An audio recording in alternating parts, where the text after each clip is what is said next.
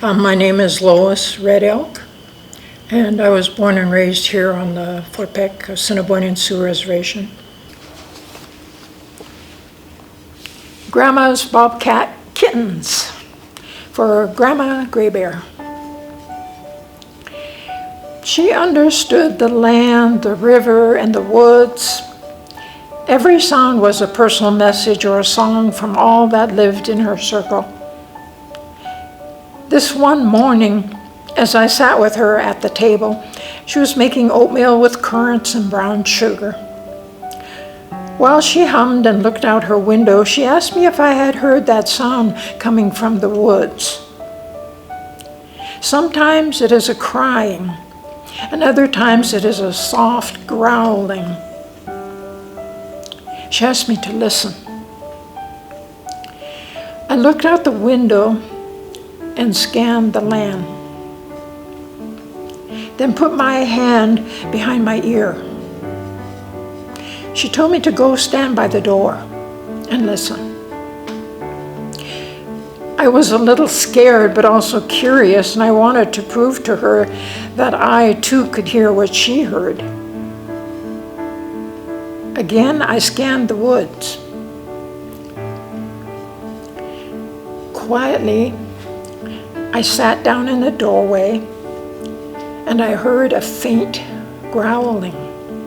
It sounded like a cat.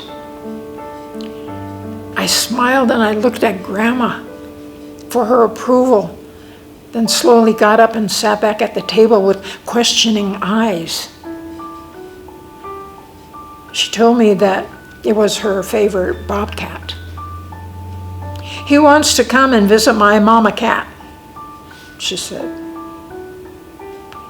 I didn't quite know what a bobcat was, but I knew it was some kind of a special cat that lived in the woods and was probably friendly to my grandma.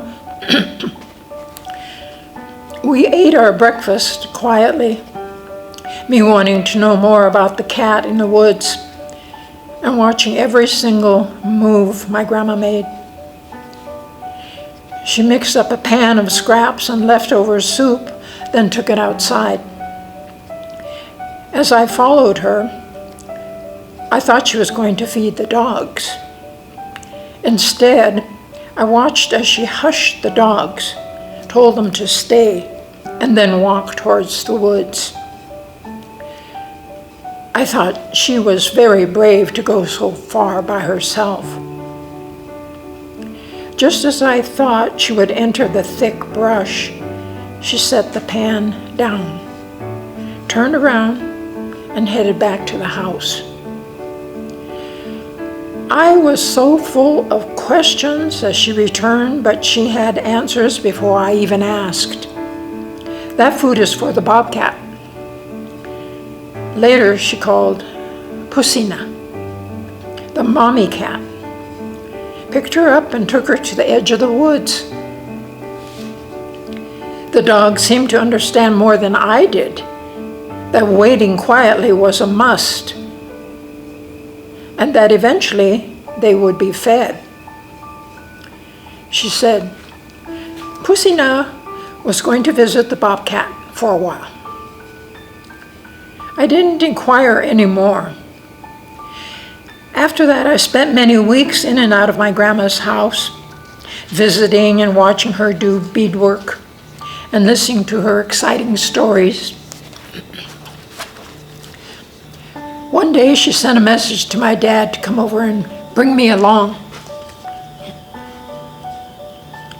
There was Pusina in a box with several spotted gray kittens.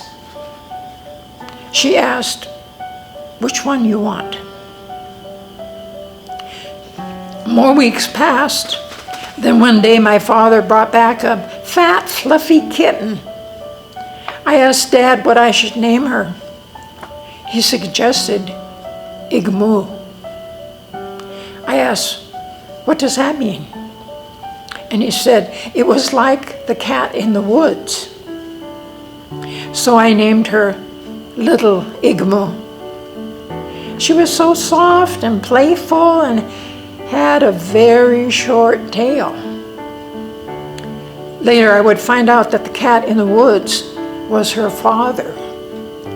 And he too had a very short tail.